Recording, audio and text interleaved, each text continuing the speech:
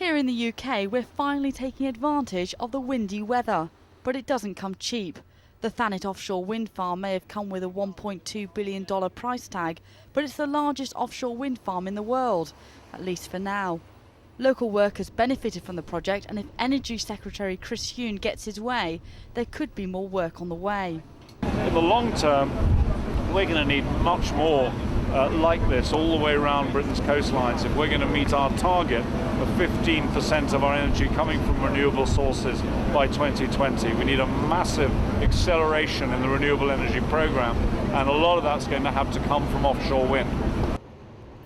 That should mean more jobs and higher savings for consumers. But that's not actually the case. A lack of competition between suppliers, rising commodity prices and a weaker pound all mean that we've actually seen offshore wind prices go up. And that's making offshore projects like these less attractive for the customer. We were expecting the cost of offshore wind to fall. In fact, we've seen the cost of offshore wind increase by around 50%.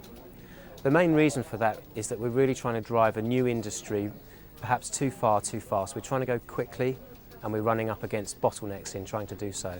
However, when we look out to the slightly longer term, we do have some grounds for cautious optimism. We do think costs can come down again, but costs went up very fast and they're likely to come down much more gradually. So in the short term, offshore wind isn't proving as cost effective as onshore projects.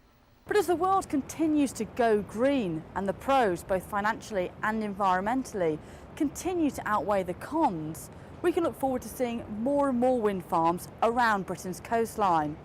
Reuters correspondent Kelly Lemon for ET Now in London.